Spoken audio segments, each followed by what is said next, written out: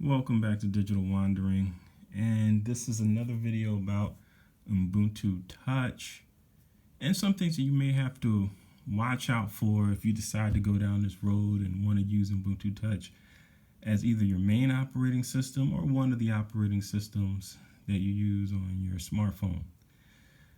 So this is the Nexus 5, which is the main device that I'm using Ubuntu Touch on right now. Great device. I think it's a definitely good starting point for most people, and probably the vast majority of people if you're going to use Ubuntu Touch. Now for me it's a struggle because although I really enjoy using this device, it doesn't really fit my needs 100% because of the storage space. I like to have a lot of storage space on my mobile devices, and this is the 16 gigabyte model. When I was looking for one to purchase a few months back, the 16 gigabyte model was the only one that was readily available and the most affordable. You know, if you can, I would suggest, especially if you're someone like me who needs a lot of storage space, to get the 32 gigabyte model. That's the max for the Nexus 5. Because the 16 gigabyte model, you're going to fill that up real fast. But the thing is, I am making it work, and I'm definitely going to have to do that going forward because this is still the best option for me right now, despite me having other phones that can run Ubuntu Touch. Now, I do have it on the Nexus 7 tablet, which is a pretty decent experience for Ubuntu Touch, but the Nexus 7 tablet, it doesn't, the camera doesn't work, and for some reason it really bothers me. Even though when I use that tablet on Android, I didn't use the camera that much. The fact that the camera doesn't work really bothers me on that one. And there's also a weird bug. It has nothing to do with Ubuntu Touch, but this is something that I suffered through when it was on Android. And a lot of people who had the Nexus 7 tablet had this problem. It locks auto rotate on a regular basis, where it won't rotate when you switch the orientation of the device. And it's probably worse now than it was when I originally had it, where it may be locked every once in a while. Now it locks every day. So if you have it in portrait, in the beginning, after you search, like if you restart the device, it will auto rotate, but at some point it's going to lock in one orientation. Whatever orientation you're keeping in the most, portrait or landscape, is going to lock in there, and it's not going to rotate, and it drives me crazy. If it didn't do that, I probably would be using it a lot more. This obviously doesn't have any issue with auto rotating, so I don't have any issue using the Nexus 5. But I do have other options for Ubuntu Touch. I have Pixel devices here. Now, you know about the Pixel 2. I've shown this previously on the channel on the video for, well, I talked about the Amazon Renew program, where they have those refurbished phones for cheap, and then for the always on display, Pixel 2 made an appearance there. This is eligible for Ubuntu Touch. And we have another Pixel here now. This is the Pixel 3a. I talked about that I might get it, and I actually have it here. And in that video where I was talking about choosing a device for Ubuntu Touch, I thought that the Pixel 3a would be one of the best devices to use on the Ubuntu Touch. It's one of the better options that I could see based on the information I had access to on the UBports website. And I have one now.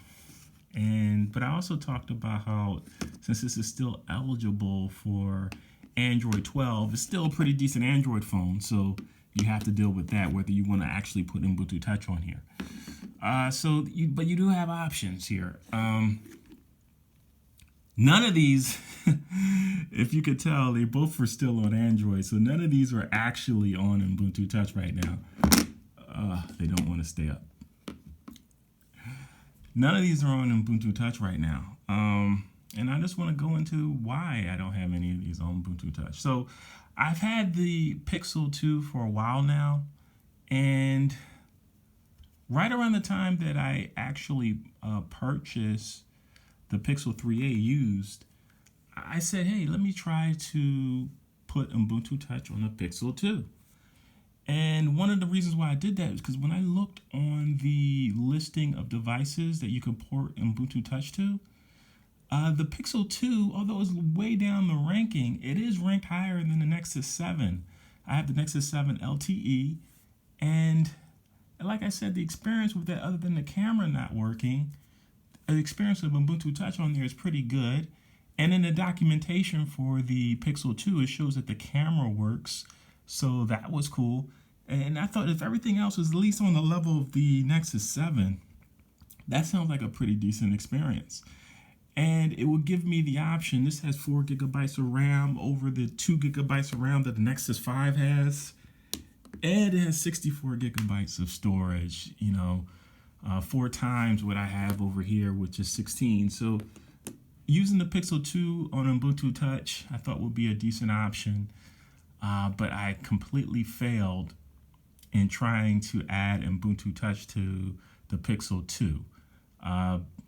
The installer, I was able to connect this device to my computer, run the installer, and the installer ran through just fine, and it gave me a message that everything was okay and it installed perfectly, but I could not get Ubuntu Touch to launch on the Pixel 2. And I tried multiple times. I kept trying to reflash the Ubuntu Touch to the device, and it just wouldn't go. Just wouldn't happen. And so I gave up.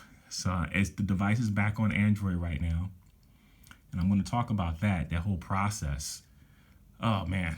And then, so I finally, like yesterday, got this new but used, new for me, Pixel 3a. And, I was thinking about, my plan was to put an Android 12 on there, and it would have been perfect if I could have got an Ubuntu Touch on the Pixel 2, because then that would have just opened the door for me to use Android on the Pixel 3, because the Pixel 3 will get Android 12, and I'm really interested in trying out Android 12. But Android 12 is not going to get here till maybe 3 months from now. So I thought, hey, you know what? If I do want to use Android 12 in the future, I can maybe get another Pixel phone. This was $80. It's in great condition. It's some issues with the screen, and I don't know if you guys can see that. I'll try to show what the issues with the screen is. But it's well functional and really good cosmetic shape. It's like a little scratch on the back, but it's still in pretty good shape. So I said, okay, let me see if I can put Ubuntu Touch on here, and I was not able to do Ubuntu Touch. And the reason I wasn't able to get Ubuntu Touch on the Pixel 3a is because the bootloader is locked. And if the bootloader is locked, you cannot put on an alternate operating system.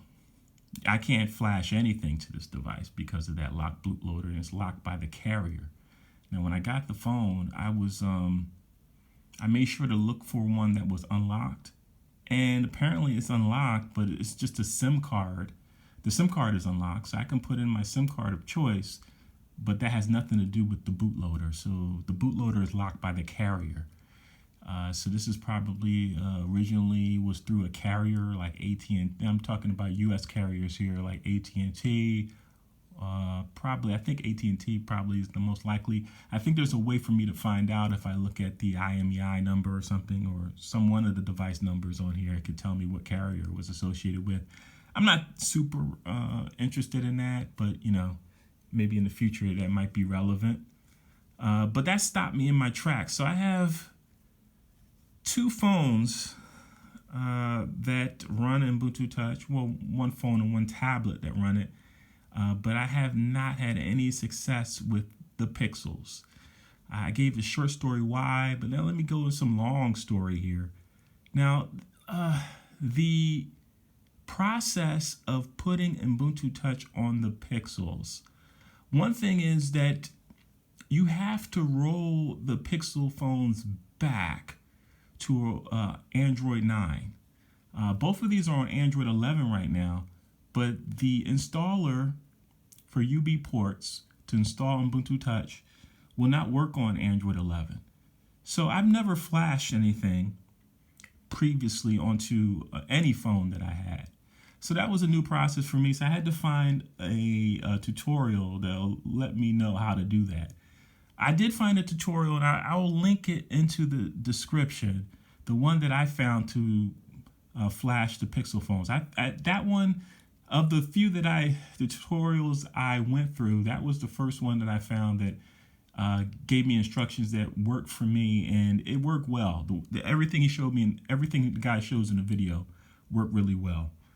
So I'm going to link that below. So if you ever want to flash, even if you don't want to flash Ubuntu Touch, because the video shows you how to downgrade your phone, but you can also use that to upgrade your phone to an image, a factory image that you want, whatever you want to do, whatever your phone is capable of supporting. You can use the instructions in that video to flash that factory image over to your phone. So it's a great video if you need to know how to do that. One of the things I find, and this is true of all tech, you can only do something if you find instructions that you can follow closely. A lot of the instructions, some instructions make the process more difficult. I think it's all based on how that person found out how to do whatever task they're trying to do. And some people, how they were instructed is kind of a difficult way, and other people find out an easier way. So I found that one video, it was fairly easy. One thing is that you'll see is a lot of people will tell you that you have to open up some type of command, like terminal window, and type in commands into that window. That's good, well and good, but you don't need to actually do that. There is a tool on the internet by Android. It's the Android Flash tool, and you can use that to flash factory images to your Pixel and Nexus devices. It's the easiest way to do it, and that's the way I decided to do it, and that might be the way that works for you. So the flashing of the images and downgrading it worked perfectly. I didn't have any issue doing that on the Pixel 2. I wasn't able to flash anything on the Pixel 3a because the bootloader is locked, but I flashed multiple times on the Pixel 2, never had a problem with the tool. It's basically intuitive. There might be a few issues you may have, but you'll figure it out. At least I did, so it worked for me. So yeah, you want to follow those directions and use the Android Flash tool to flash to your Pixel and devices. Also, another thing is that you have to unlock the bootloader to do any flashing. So when I couldn't flash to Ubuntu Touch, or when I couldn't update the Pixel 2 to Ubuntu Touch for whatever reason, it wasn't working, I flashed it back to Android 11. Now, one thing I did is I flashed it back using the Android Flash tool.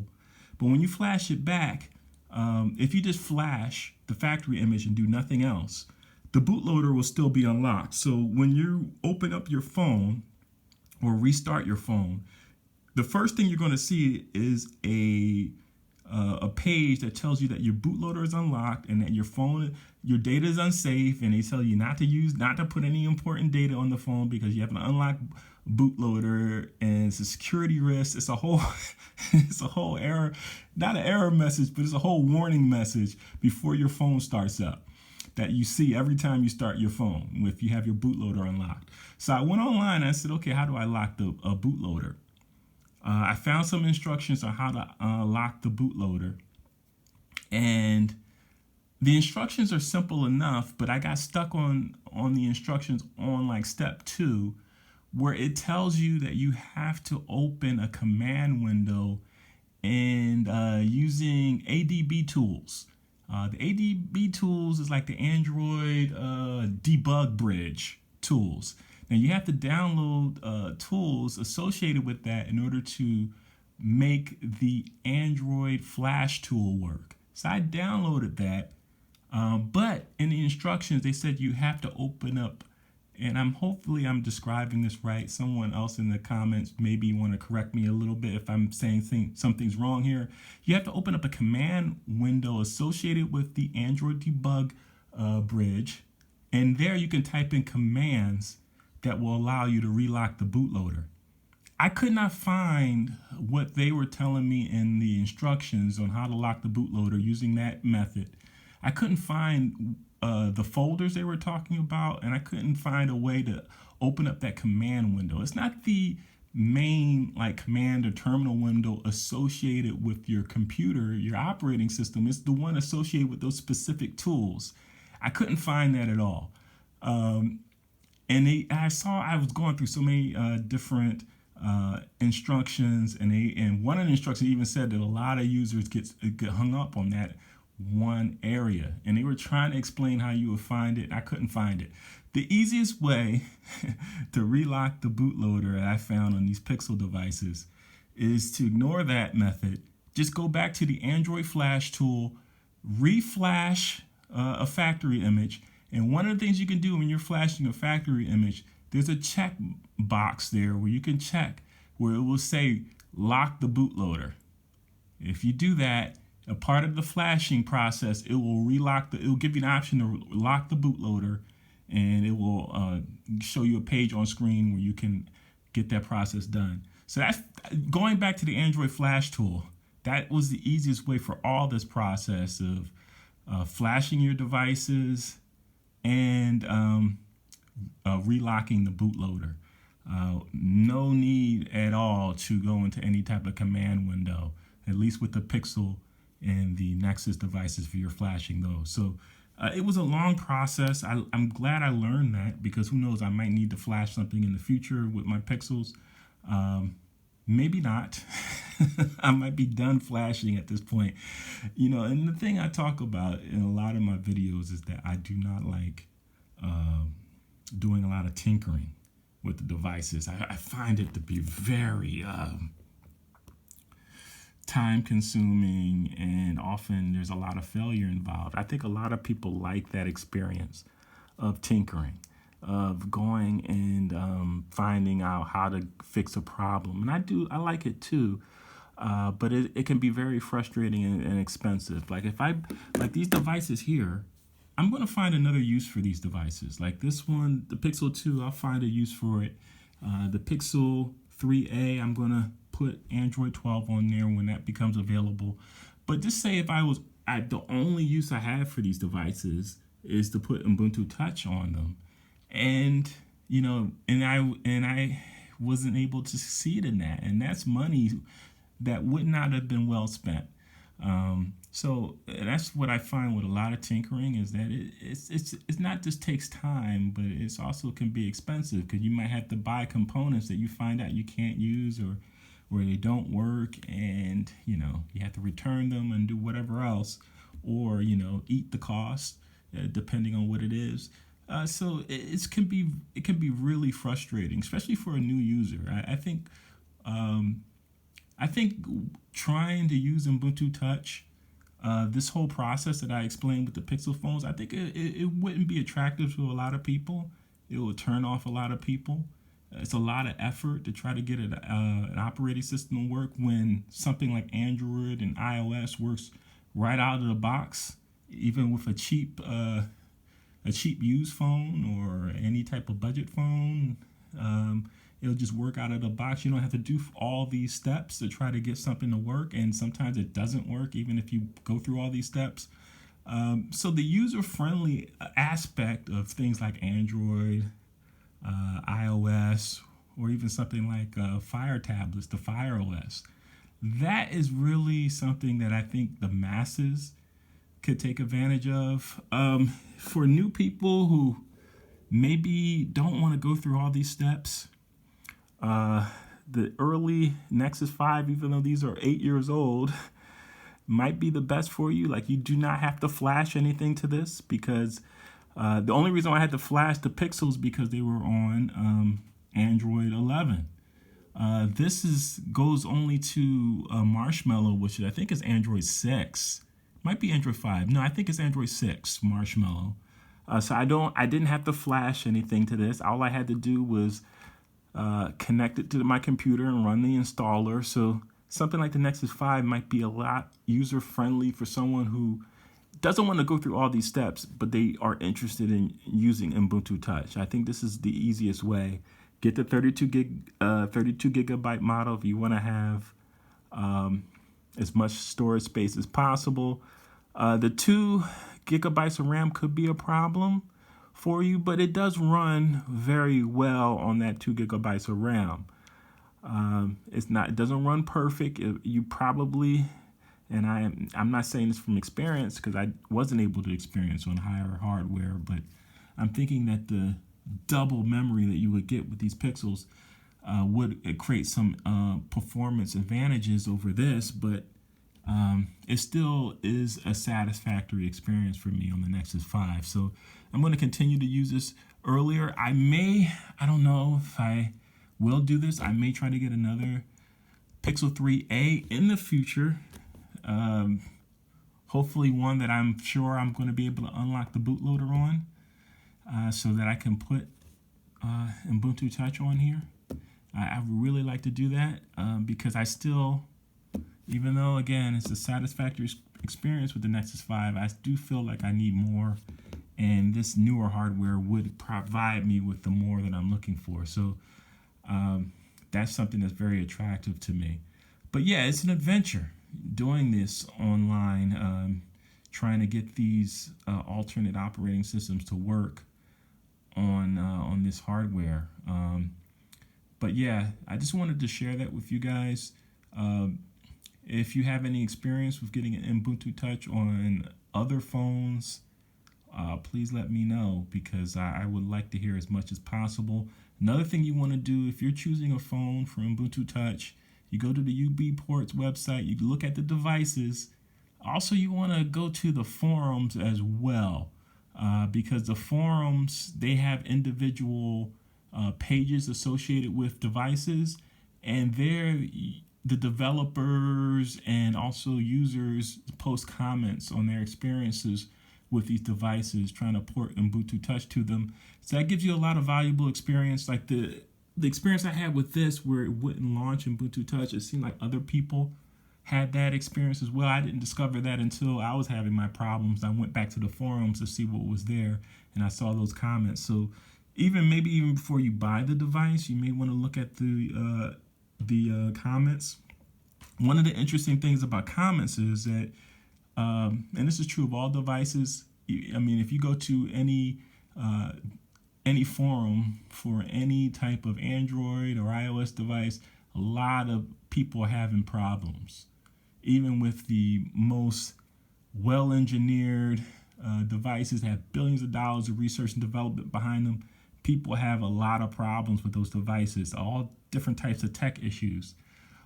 So it's not just an Ubuntu Touch thing, it's a tech thing.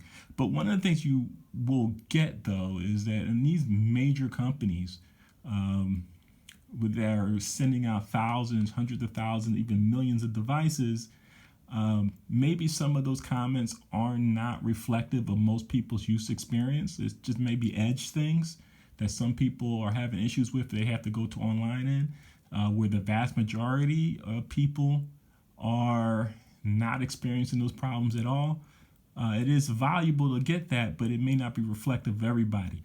Ubuntu Touch is a much smaller user community, so people are posting issues and problems. It may be more reflective of the wider experience since the user base is so small.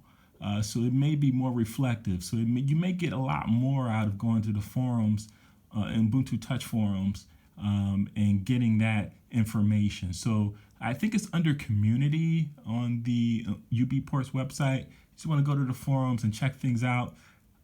Still a great operating system. You just have to find the right device that works for you. So I just wanted to give that experience. Thank you for watching. This is Digital Wandering signing off.